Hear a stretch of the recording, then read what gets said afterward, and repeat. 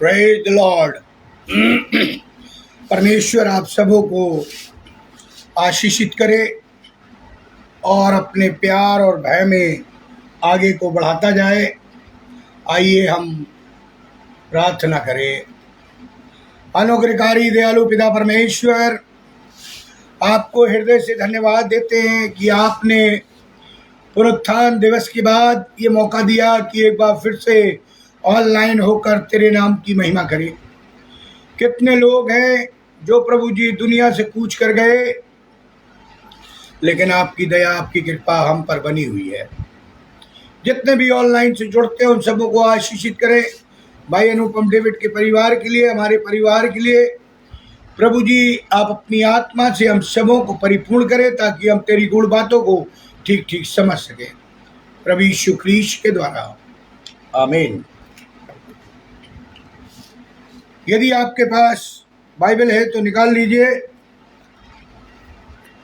लूका रचित सुसमाचार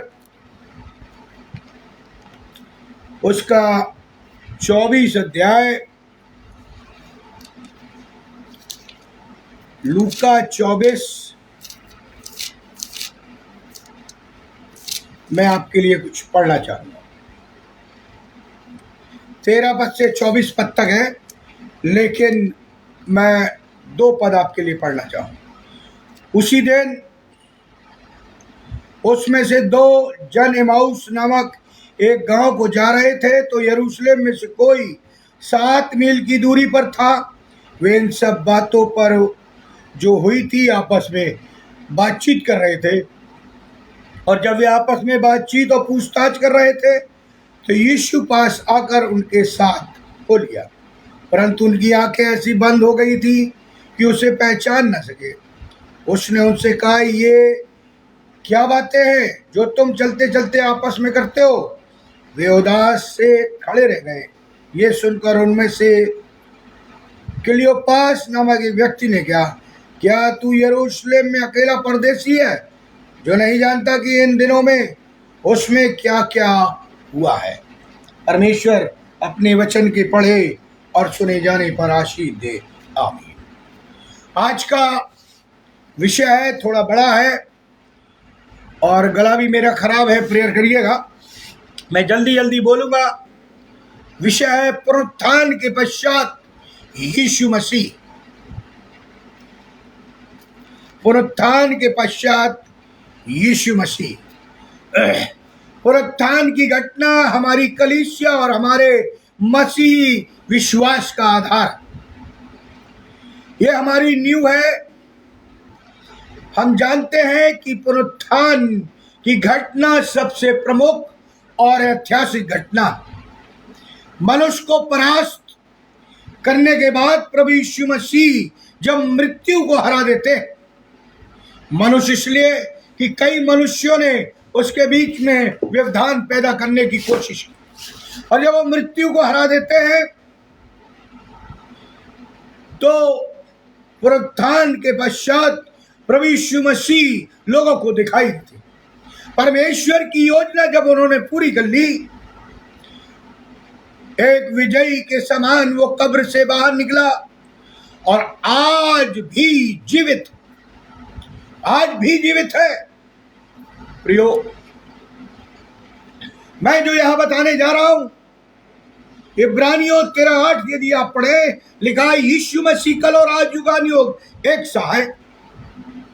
पुनरुत्थान के बाद की ये घटना है जिसमें ये बात सामने आती है, और उसी घटना पर आज हम और आप विचार करें। उन 2 लोगों की यात्रा की घटना पर विचार करेंगे जो एमाउस के नाम के गांव से जा रहे थे। एमाउस यरूशलेम से केवल 7 मील की दूरी पर था। इसी घटना पर आज मेरा संदेश केंद्रित होगा। इस घटना के पश्चात, यानी इस घटना में पहली बात हमको दिखाई देती है कि परमेश्वर जीवन की छोटी छोटी बातों से हमें संदेश देता है। छोटी छोटी बात। लूका 24:23-16 में लिखा है, जो मैंने अभी आपके सामने पढ़ा था। हम देखते हैं कि साधारण से दो लोग हैं, साधारण सी यात्रा कर रहे हैं, 7 मील की यात्रा पर हैं और वे पैदल चल रहे हैं। यह कोई सामान या बहुत बड़ी घटना नहीं, ये उसी दिन की घटना है जिस दिन प्रभु यीशु मसीह का पुनरुत्थान हुआ था। ये लोग आपस में बातचीत कर रहे थे। लिखा हुआ है, यदि आप बाइबल पढ़े, कि प्रभु यीशु मसीह उनके साथ साथ हो लेता है। अभी अभी प्रभु यीशु मसीह ने मृत्यु पर विजय प्राप्त की है। प्रभु यीशु मसीह की पुनरुत्थित देह लोग देख रहे, उन्होंने अभी अभी उसका दर्शन किया है। और ये प्रभु यीशु मसीह जो संसार पर और मृत्यु पर विजय बनकर उभरा और जिसने परमेश्वर की सबसे बड़ी योजना पूरी की, यही प्रभु यीशु मसीह उन दो लोगों जो कि इसी गांव तक की एक साधारण सी यात्रा को प्रारंभ कर रहे, उनके साथ साथ चलता जा रहा। यदि हम सोचें तो लगता है प्रभु यीशु मसीह तो रोमी सिपाहियों के पास उसे जाना चाहिए था, उन्हें जाकर दिखाना था कि देखो तुमने तो मुझे मार डाला, तुमने पहरे बैठा दिए, मुझे कब्र में बंद करके राजा की सील लगवा दी, मुझे सूली पर ठोक दिया, तुमने मुझे मृत्यु दंड दिया, देखो मगर मैं जीवित हो उठा। यीशु मसीह को तो पिलातुस के पास जाना चाहिए था और उसने कहा था कि तुमने, उसे कहना चाहिए था कि तुमने अन्याय किया, तूने बरअब्बा को छोड़ दिया और मुझे मार डाला, परंतु देख तेरी शक्ति समाप्त हो गई, मैं विजयी हो गया, मैं फिर से जी उठा, तेरा अन्याय मुझको कुचल नहीं सका। कि प्रभु यीशु मसीह इतनी ही बात नहीं करता है, प्रभु यीशु मसीह को तो महायाजकों, शास्त्रियों और फरीसियों के पास जाना था कि देखो तुमने षड्यंत्र रचा, तुमने मुझे क्रूस पर चढ़ा दिया, तुमने मेरे विरोध में झूठे आरोप लगाए, मगर अब देखो कब्र का पत्थर लुढ़का हुआ है, मैं मृत्यु पर जीवंत हुआ हूं और देखो मैं तुम्हारे सामने खड़ा। प्रभु यीशु मसीह को तो उन लोगों के पास होना था जिन्होंने उसका अपमान किया था, जिन्होंने उसे थप्पड़ मारे थे, जिन्होंने उनको कांटों का ताज पहनाया था, जिन्होंने उसका मजाक उड़ाया था, जिन्होंने उसके मुंह पर थूका था। प्रभु यीशु मसीह को तो उनके पास जाना चाहिए था और उससे कहना था कि तुम्हारा अपमान, थूक और तुम्हारे थप्पड़, तुम्हारा षड्यंत्र सब कुछ व्यर्थ हो गया। लेकिन प्रभु यीशु मसीह ने ऐसा नहीं किया। प्रभु यीशु मसीह ने ऐसा नहीं किया। प्रभु यीशु मसीह को तो यहूदियों की महासभा के सामने होना था, उनकी संसद में होना था और उसको कहना था कि देख लो सारी शक्तियां मेरे विरोध में थी, क्योंकि मैंने मृत्यु की शक्ति को परास्त कर दिया और मैं तुम्हारी संसद में खड़ा हूं, तुम्हारे अगुए तुमको देख सकते हैं, मेरे पंजर में देख सकते हैं, हाथ डाल के मेरे शरीर को देख सकते हैं, देखो तुम्हारी शक्ति व्यर्थ हो गई। प्रभु यीशु मसीह को तो उन दो साधारण लोगों जो किसी गांव की यात्रा कर रहे थे और खामोशी से एकांत में चले जा रहे थे, वो उसके साथ चुपचाप चला जाता। हम जानते हैं कि प्रभु यीशु मसीह का कार्य करने का तरीका बड़ा भिन्न, उसका जन्म भी कुछ इसी प्रकार हुआ था, उसके जन्म की घटना भी कुछ इसी प्रकार से घटित हुई थी।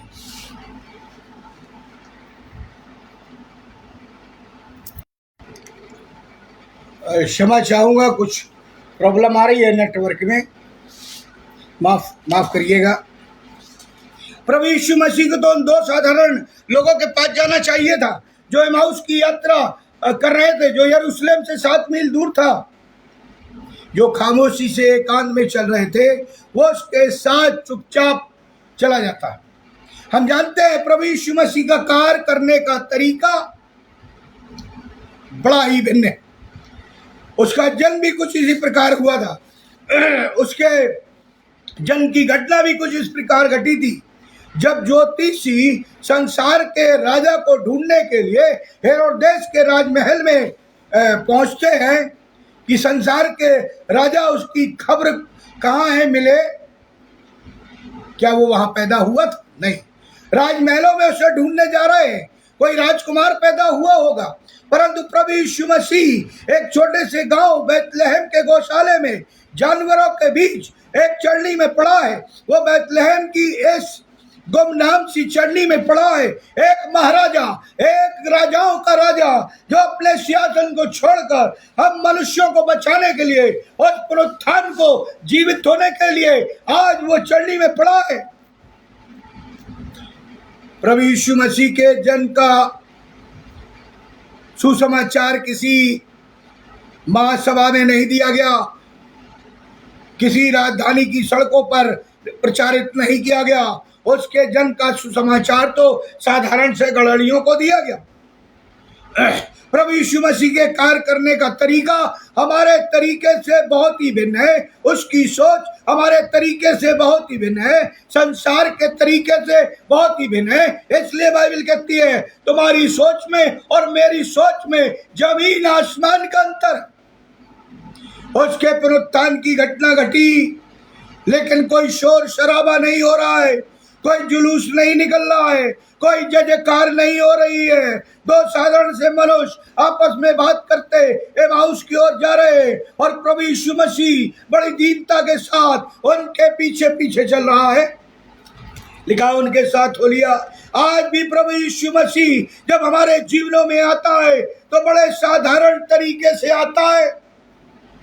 इसमें कोई हमसे मिलने आ गया और उसने हमसे बात की, थोड़ी सी देर बैठकर उसने प्रभु यीशु मसीह के विषय में बताया। कहीं कोई अकाल आ गया, लोगों ने कहा बच्चों को कहाँ ले जाएं, ढूंढने पर जगह नहीं मिली और तब एक छोटा सा अनाथालय है, वहां ले जाकर बच्चों को डाल दिया।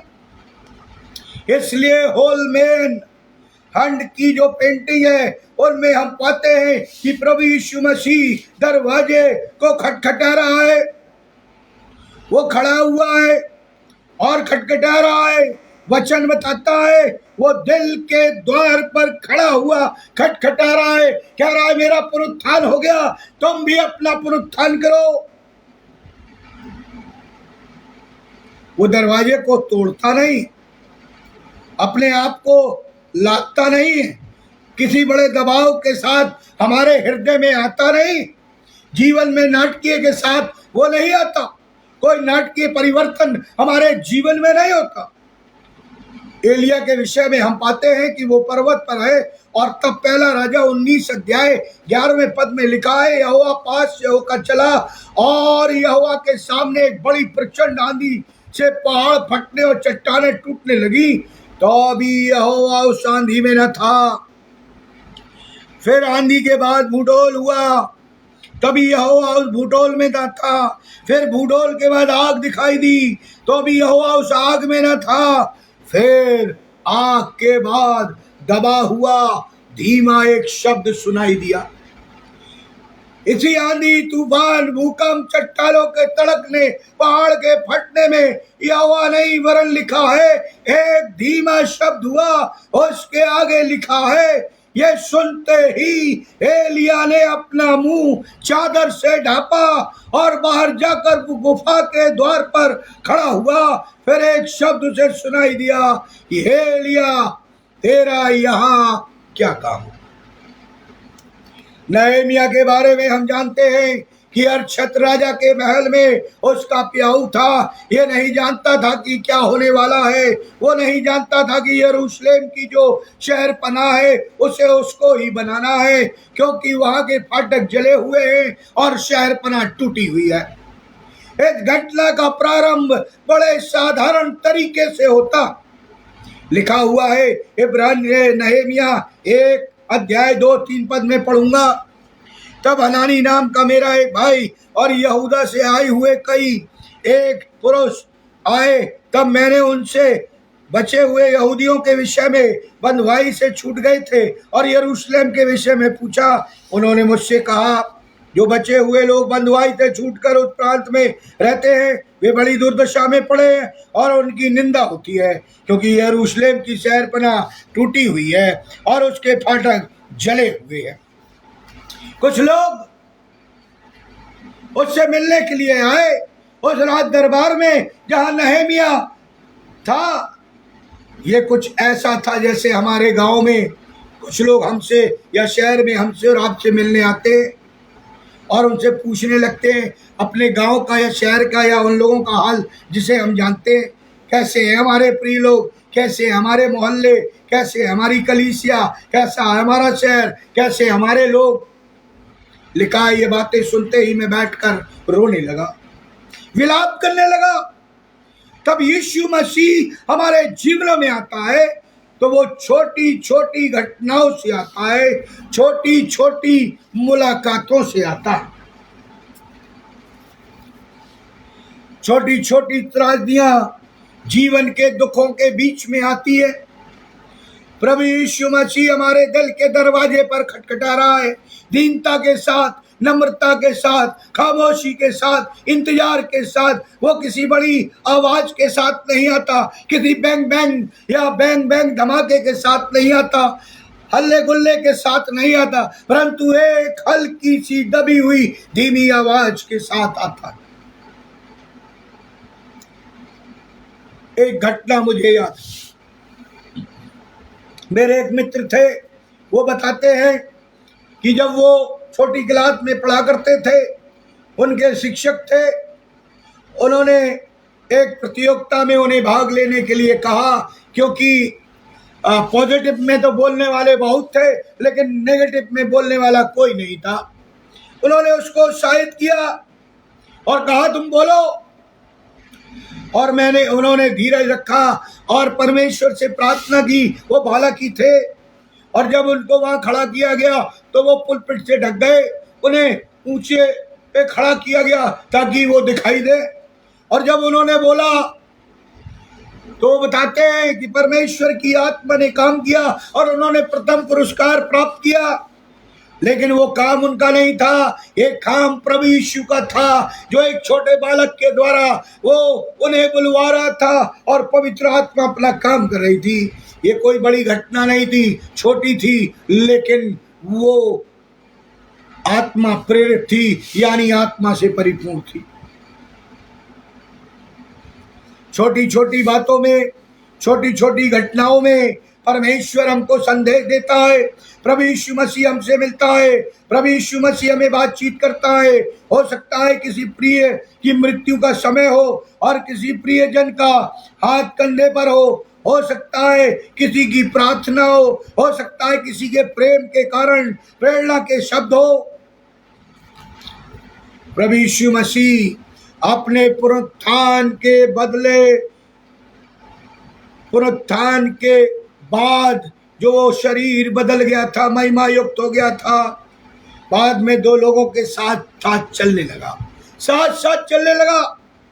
ये वही प्रभु यीशु मसीह है जो गौशाले में पैदा हुआ था। ये वही प्रभु यीशु मसीह है जिसने लोगों को चुन लिया था, जो निम्न समझते हैं, जो तुच्छ हैं, जो नाकामयाब है, जिनकी संसार में कोई गिनती नहीं है, जिनको हम प्रभु यीशु मसीह जिसे चुनता है, मुझे और आपको चुना है और अपनी सेवा के लिए बुलाया है, अपने कार्य के लिए आगे बढ़ाता है। इंसान को समझे या ना समझे, यदि हम परमेश्वर की नजर में बहुमूल्य है तो हमारा उद्धार है। दूसरी बात, परमेश्वर मेरे और आपके लिए ठहरता है। दूसरे संदर्भ में लूका 24:17 में यदि आप पढ़े तो आपको मिलेगा, उसने उससे कहा ये क्या बातें है जो तुम चलते चलते आपस में करते हो। पढ़ देता हूं।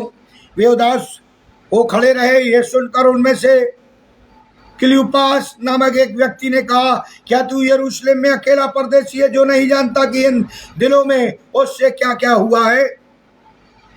उस शहर में क्या क्या हुआ। उसने उनसे पूछा कौन सी बातें। उन्होंने उससे कहा यीशु नासरी के विषय में जो परमेश्वर और सब लोगों के निकट काम और वचन में सामर्थी भविष्यवक्ता था, और महायाजकों और अपने सरदारों ने उसे पकड़वाया कि उस पर मृत्यु की आज्ञा दी जाए और उसे क्रूस पर चढ़ाया जाए।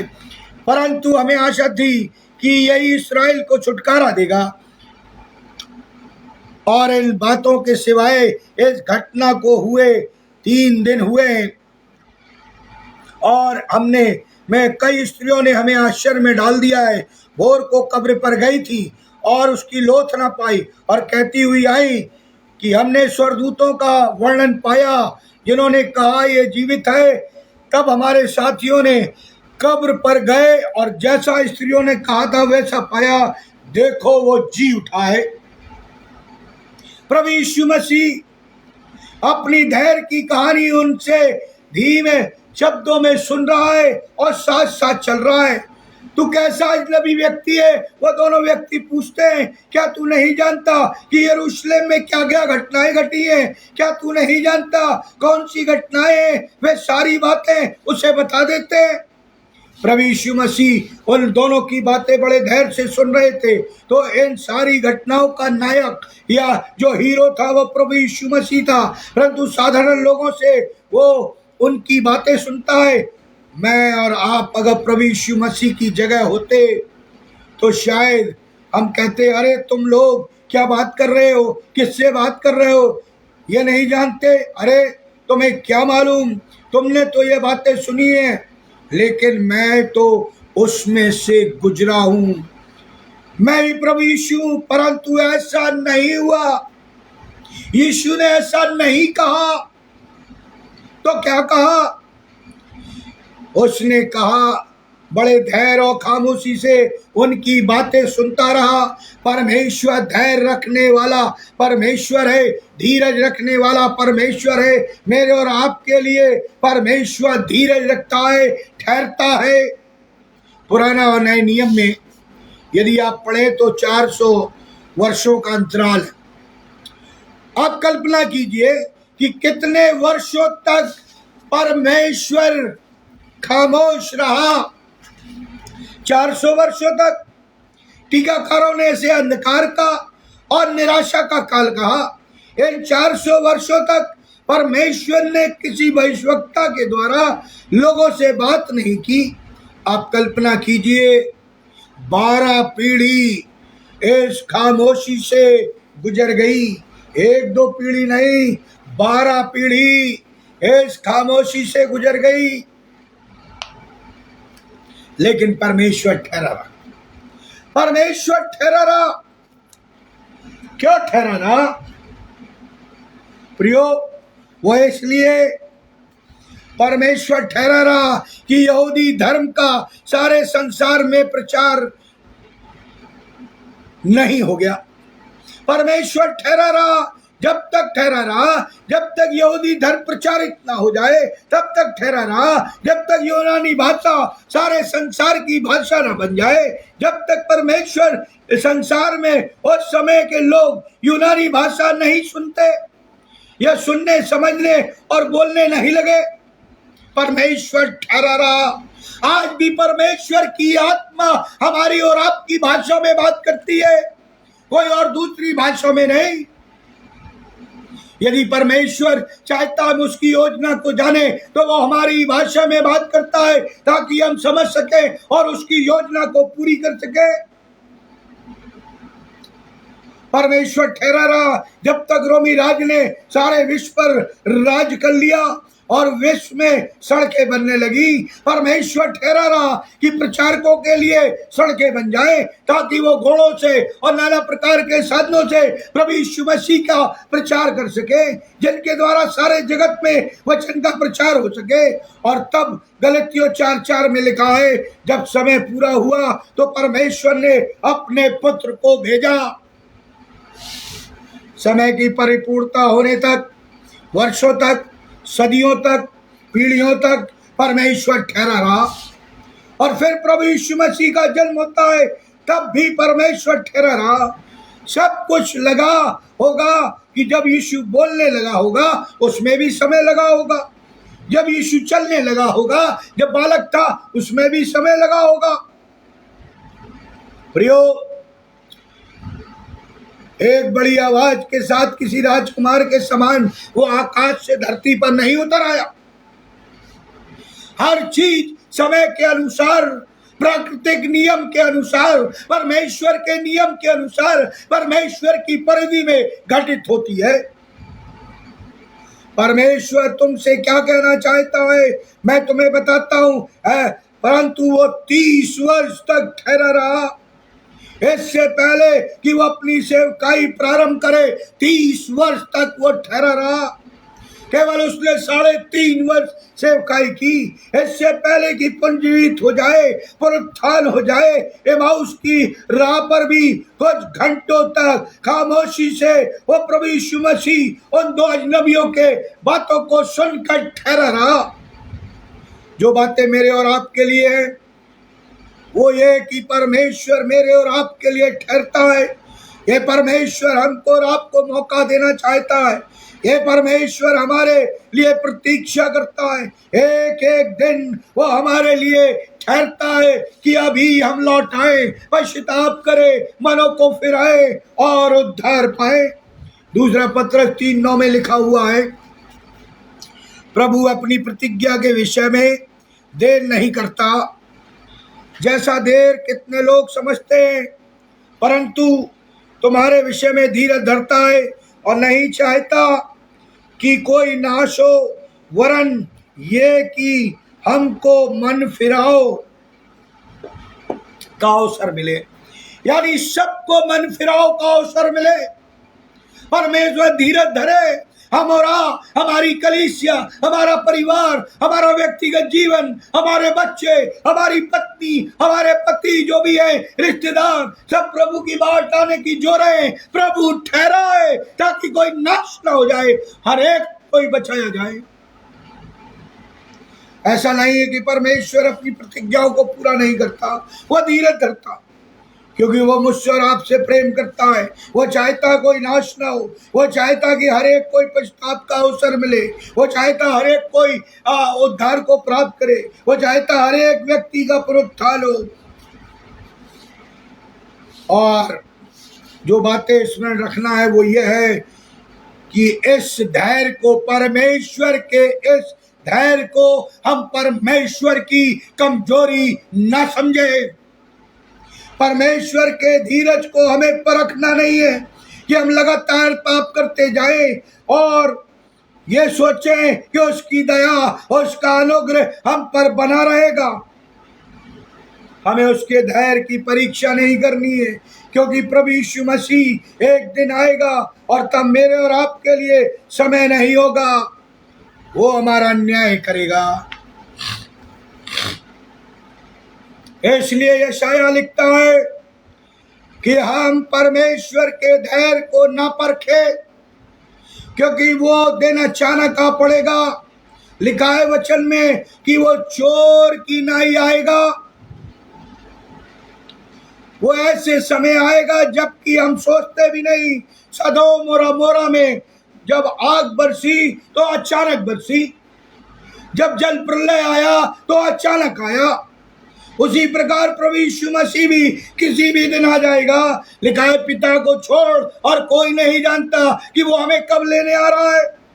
वो ठहरा हुआ है, अभी भी मेरे और आपके लिए ठहरा हुआ है, मेरे लोगों के लिए ठहरा हुआ है, क्योंकि हम वो धीरज धरता है, अवसर देता है, समय देता है। लेकिन जब समय निकल जाएगा तब कोई अवसर नहीं आएगा। तीसरी बात, परमेश्वर का वचन अटल और सत्य है। लूका 24:25 से 27 पढ़ देता हूं।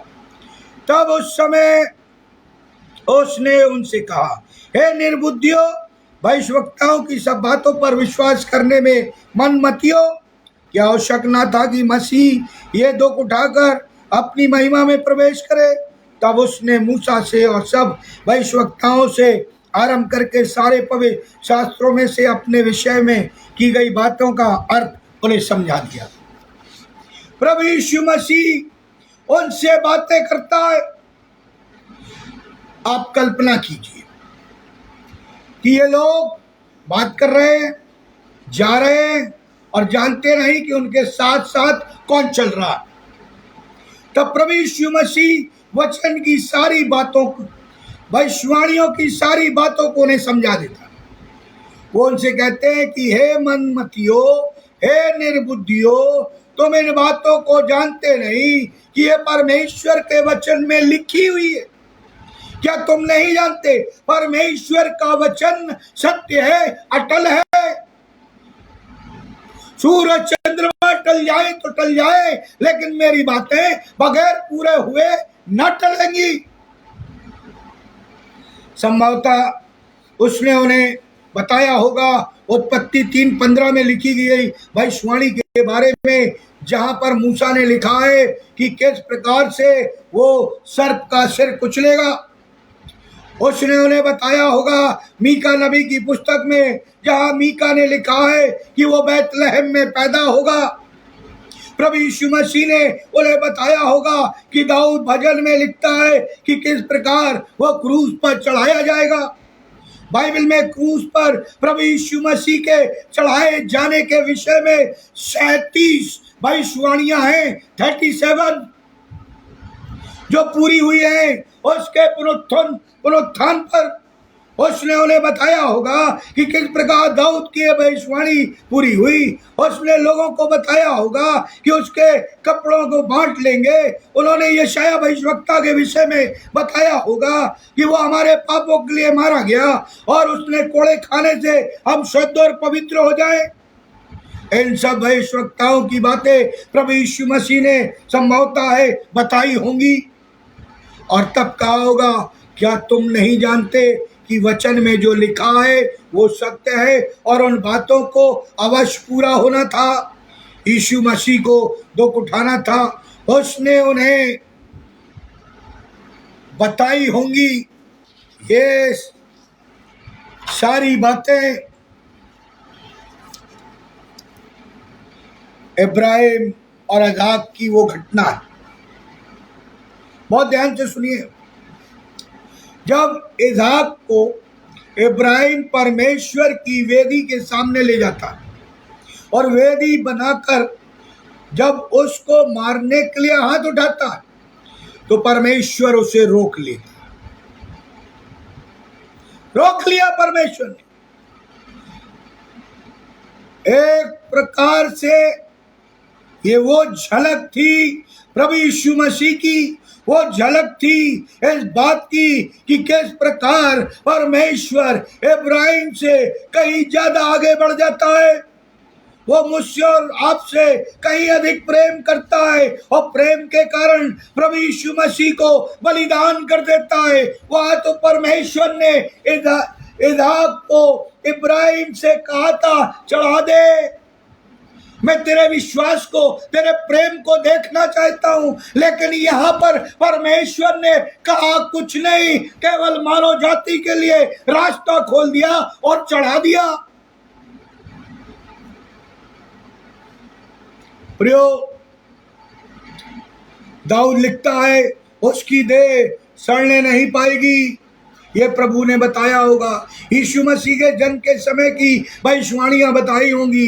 कुंवारी से वो जन्मेगा, बैतलहम में जन्मेगा, दाऊद के घराने में जन्मेगा।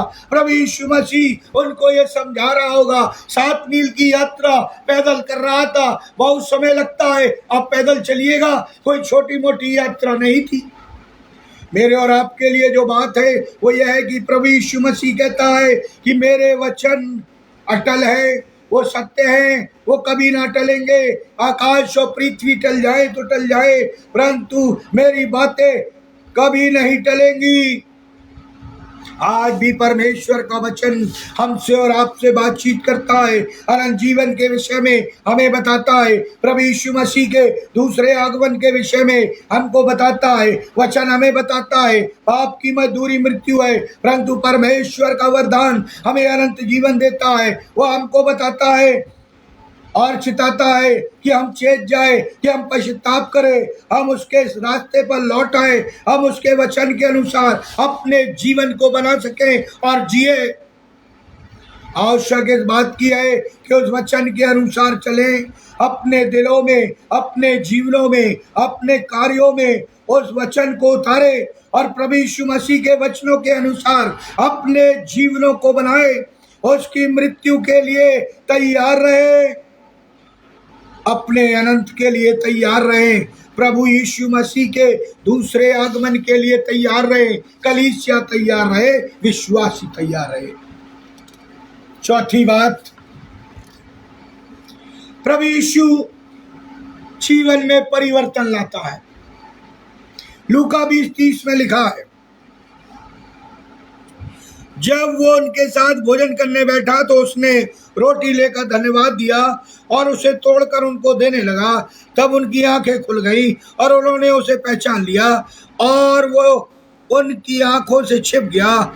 उन्होंने आपस में कहा, जब वो मार्ग में हमसे बातें करता था और पवित्र शास्त्र का अर्थ हमें समझाता था, तो क्या हमारे मन में उत्तेजना न उत्पन्न हुई? वे उसी घड़ी उठकर यरूशलेम को लौट गए और उन 11 और उनके साथियों को इकट्ठा पाया। वे कहते हैं थे, सचमुच वो जी उठा है और शिमौन को दिखाई दिया है। तब उन्होंने मार्ग की बातें उन्हें बता दी और ये भी कि उन्होंने उससे रोटी तोड़ते समय पहचाना। इससे पहले पदों में हम पाते यीशु मसीह आगे बढ़ना चाहता था, परंतु लिखा है कि उन्होंने उसको रोक लिया। वे उससे और बातें सुनना चाहते होंगे। इसके बाद वे भोजन करने बैठे और जब यीशु मसीह ने उन्हें रोटी दी और जैसे ही रोटी दी, लिखा उनकी आंखें खुल गई। मेरे विचार से, मैं कह रहा हूं मेरे विचार से, जहां तक मेरी बुद्धि है, जहां तक मैं समझता हूं, मेरे विचार से ऐसा नहीं हुआ होगा कि कोई आश्चर्य कर्म हो गया हो, वरन जब प्रभु यीशु मसीह ने रोटी ली और जैसे ही वो रोटी उनको देने लगा तो उन्होंने प्रभु यीशु मसीह के हाथों को देख लिया होगा, उस स्थान को देखा होगा जहां पर कीलें ठुकी होंगी और उनकी आंखें खुल गई। उसी समय यीशु मसीह उनके पास से ओझल हो गया। उसके बाद लिखा है, उसी घड़ी वे वहां से चल दिए। उसी रात वे दौड़कर यरूशलेम पहुंचे, दौड़कर, जो 7 मील दूर था। वे जाकर लोगों को इकट्ठा करने लगे। उन्होंने उन्हें बताया कि यीशु जी उठा है। शिमोन ने उसका दर्शन किया है, उसने हमसे मार्ग में बातें की हैं। प्रभु यीशु जीवित है और लोगों ने उसे पहचान लिया है। वो बदल गया है। ये प्रभु यीशु मसीह बदलने वाला प्रभु है। वो भी बदल गया है और वो हमें भी बदल देगा। ये इस संसार में आया कि संसार को बदले। वो आज भी मुझे और आपको बदलता है। वो परिवर्तन करने वाला प्रभु है। आइए हम कुछ 2-4 बातें और देख लेते हैं कि हम कैसे परिवर्तित हो सकते हैं। 2-4 बातें हम देख लें कि हम कैसे परिवर्तित होते। समय तेजी से भाग रहा है। पहली बात परिवर्तित होने की, वे निराश थे, परंतु प्रभु यीशु मसीह ने उनको निराशा को आनंद में बदल दिया। ये प्रभु यीशु मसीह जो हमारे जीवन की निराशा को दूर करता है। प्रभु यीशु मसीह है जो हमारे जीवन की निराशा को बहुत दूर फेंक देता है। वे प्रभु से कहते हैं, हम सोचते थे कि इन सारी बातों से हमें प्रभु यीशु मुक्ति दिलाएगा और राजा बन जाएगा। उसके द्वारा हमारे जीवनों में एक आशा आएगी। यीशु की मृत्यु से वे निराश थे।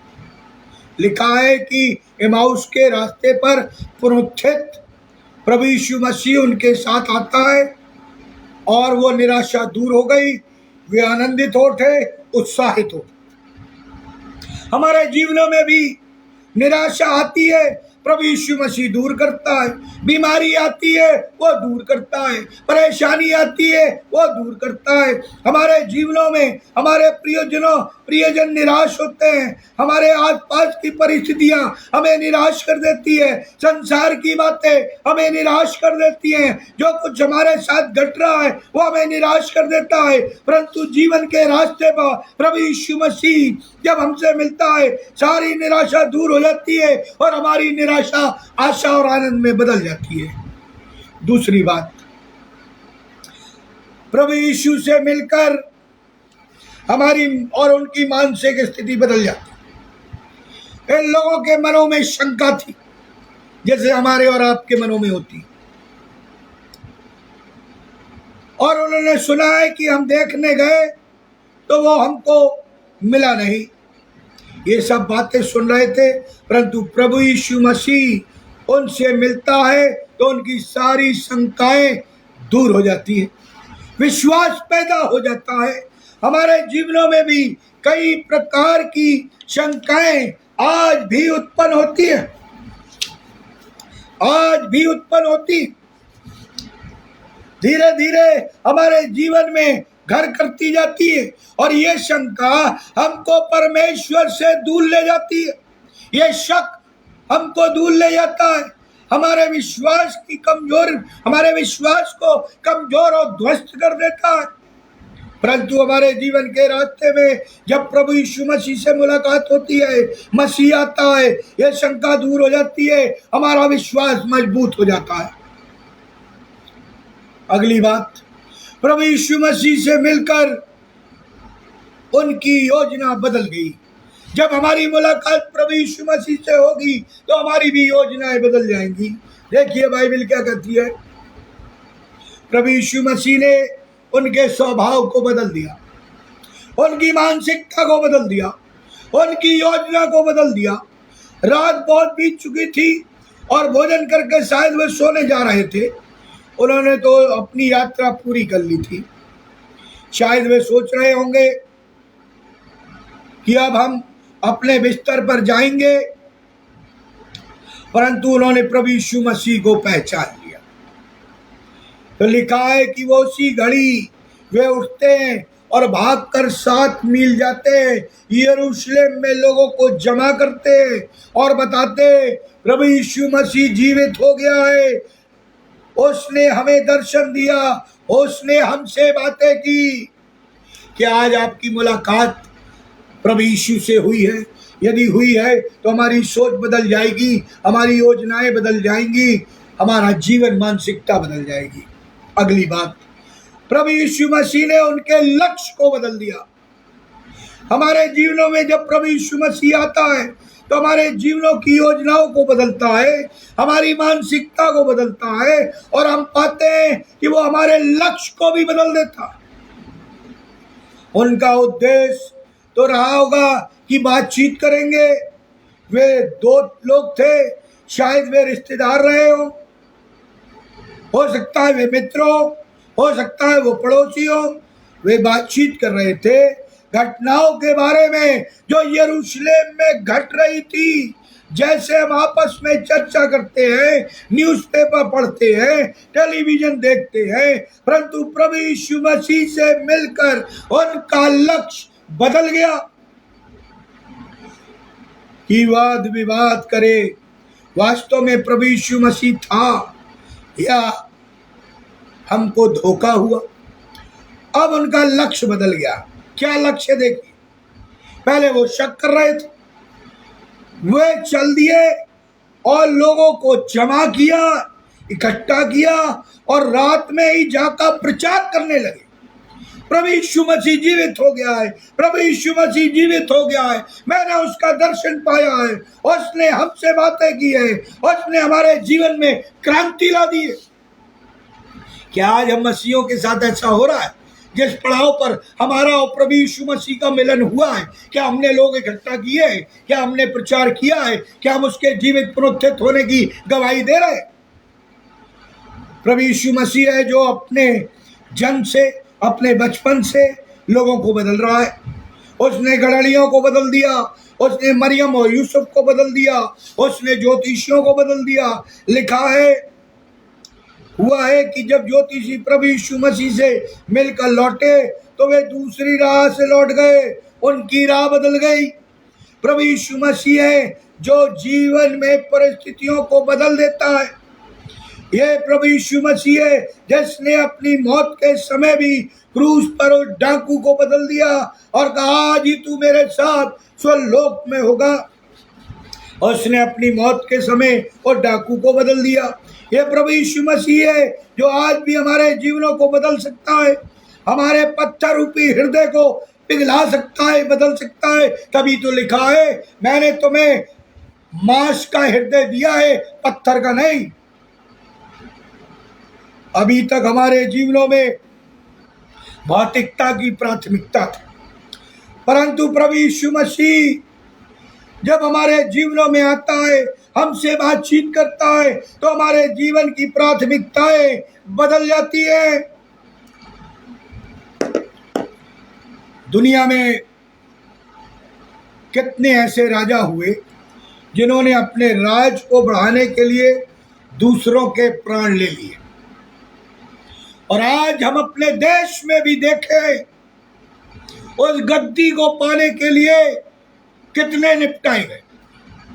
आज हम अपने दूसरे राष्ट्रों को देखें, संसार के राष्ट्रों को देखें, उस गद्दी को पाने के लिए कितनों का वध होता है।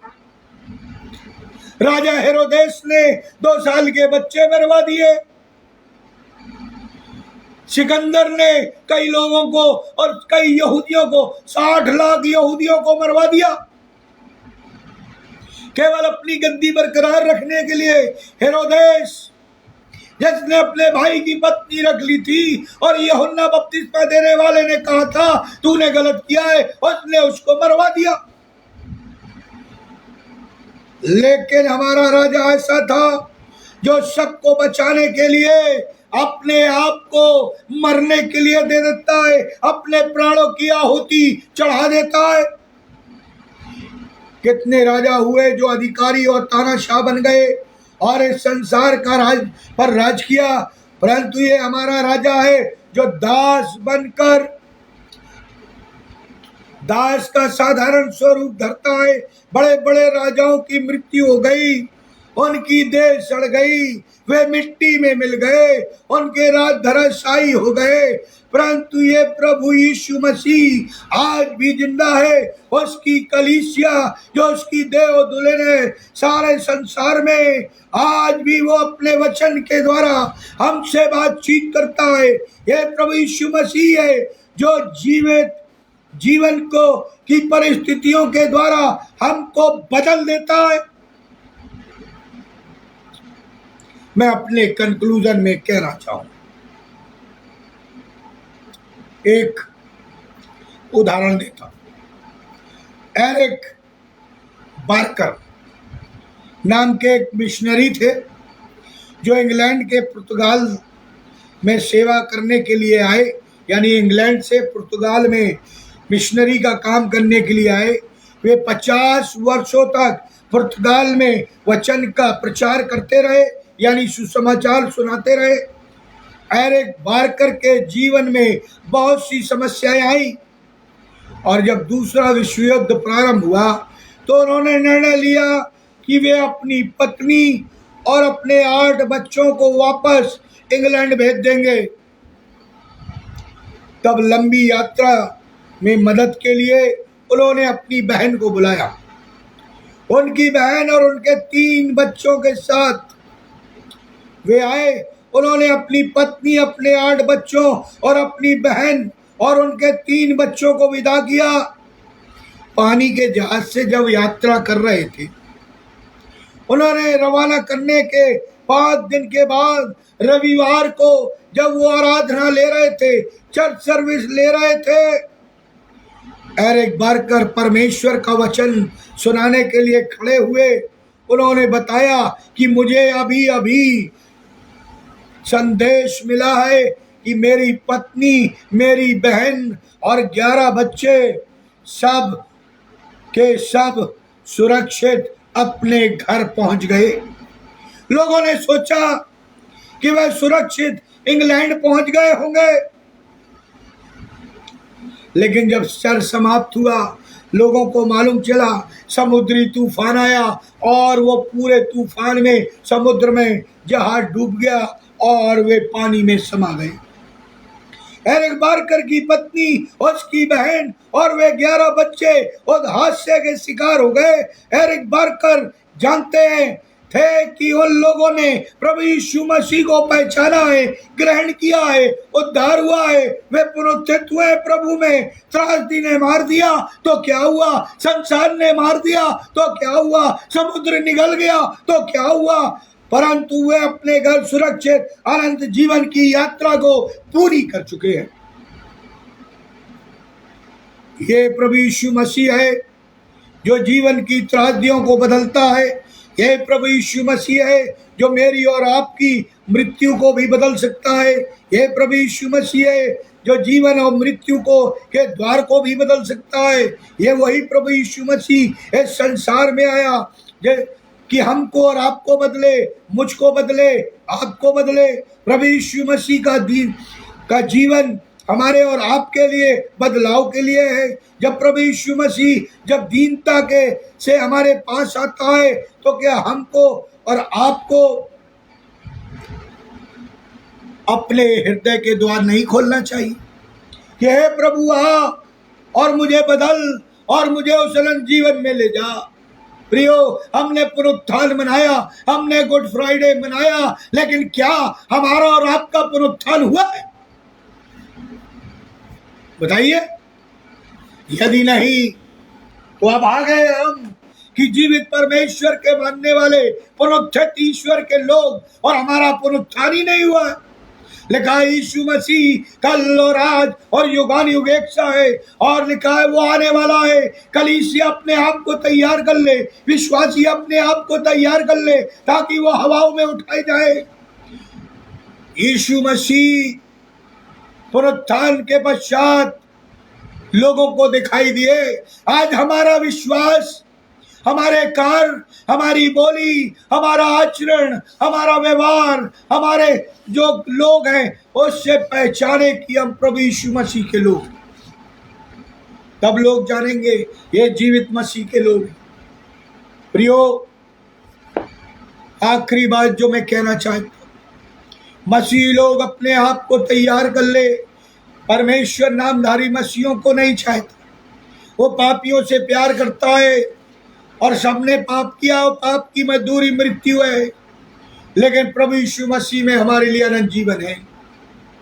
परमेश्वर ने मृत्यु हमारे लिए नहीं बनाई और प्रभु यीशु मसीह ने कभी नहीं कहा ये मर गया, वो मर गया। उसने कहा वो सो रहा है, लाजर सो रहा है, याईर की बेटी सो रही है, तबीता सो रही है, वो सो रहे हैं। और उसने ये नहीं कहा हे मुर्दा लाजर निकला, उसने कहा हे लाजर निकला। प्रभु यीशु मसीह ने मृत्यु वर्ड का इस्तेमाल नहीं किया। आज हमें भी अनंत जीवन दिया गया है, हम उसको पहचाने और उसमें आगे बढ़े, तब हमारा पुनरुत्थान पर्व मनाना होगा। क्योंकि पुनरुत्थान के पश्चात हमें गवाही देना है, हमें अपने आप को तैयार करना है, हमें लोगों को बताना है, सुसमाचार सुनाना है, पुनरुत्थान के विषय में बताना है और यह बताना है कि प्रभु आ रहा है हमें लेने के लिए, हम पवित्र हो जाए। और यदि नहीं तो सबसे अब आगे है हम, और फिर हमारा कोई कुछ नहीं कर सकता। आइए हम प्रार्थना करें। अनुग्रहकारी दयालु पिता परमेश्वर, आपको धन्यवाद देते हैं कि आपने हमें पुनरुत्थान के बाद ये दिन दिया कि हम तेरी गवाही दे, तेरा प्रचार करें, लोगों को तेरे बारे में बताएं कि तू जीवित है और तू दोबारा आने वाला है, जिसकी कलीसिया तैयारी कर रही है। हम केवल त्योहारों को न मनाएं, बल्कि अपने हृदय में तुझे पहला स्थान दे। हमारे आचरण से, हमारे बोलचाल से, हमारे उठने बैठने से, हमारे पहरावे से, हमारे चलने से, हमारे खान पान से, हमारे पड़ोसियों के प्रेम से, एक दूसरे की सहायता करने से तेरी प्रभु जी सामर्थ झलके और लोग कहे इनमें मसीह वास करता है। हम धन्यवाद देते हैं प्रभु जी इस सुंदर समय के लिए जितने लोग इसमें जुड़े हुए हैं सबको नाम नाम आशीषित करे। हमारे परिवार के लिए, हमारे भाई अनुपम डेविड के परिवार के लिए जो सेवा कर रहे हैं ऑनलाइन, प्रभु जी आशीषित करे, ताकि जब तू आए तो हम उठाए जाए। तेरे पुनरुत्थान में सामर्थ है, और लिखा है वचन अटल है। सूरज चंद्रमा टल जाएंगे लेकिन तेरी बातें बगैर पूरे हुए ना टले। प्रभु जी जो बीमार है उन्हें चंगाई प्रदान करे, जिनको जिस कार की वस्तु की आवश्यकता उन्हें प्रदान करे। जो प्रभु जी तेरे दानों वरदानों के लिए ठहरे हुए उन्हें भर दे, अपनी आत्मा से परिपूर्ण करे, ताकि प्रभु जी तेरी जीवित गवाही हम जीवित लोगों के द्वारा कर सके। किसी विद्वान ने कहा है, मृतक कलीसिया, मृतक लोग जीवित प्रभु की गवाही नहीं दे सकते। प्रभु जी हमारा पुनरुत्थान कर, ताकि हम तेरी गवाही दें, प्रभु यीशु क्रीस्त के द्वारा, आमीन। अब परमेश्वर पिता का प्रेम, प्रभु यीशु मसीह का अनुग्रह और पवित्र आत्मा की सहभागिता हम सब विश्वासियों के साथ जो इस ऑनलाइन से जुड़े हुए या बाद में जुड़ते हैं, जब तक तू दोबारा आने से ठहरता है, जीवन के अंत तक बनी रहे, आमीन। परमेश्वर आप सबों को आशीष दे। मैंने फ़ोन नंबर दे रखा है, आप अपनी प्रेयर रिक्वेस्ट मेरे व्हाट्सएप पे भेज सकते हैं, ताकि हम आपके लिए उपवास के साथ प्रार्थना करें। मेरा विश्वास है परमेश्वर उपवासित प्रार्थनाओं को और धीरज से की गई प्रार्थनाओं का उत्तर अवश्य देता है, आमीन। परमेश्वर आप सबों को आशीष दे और पुनरुत्थान की शुभकामनाएं आप सबों को मिलती रहे, आमीन।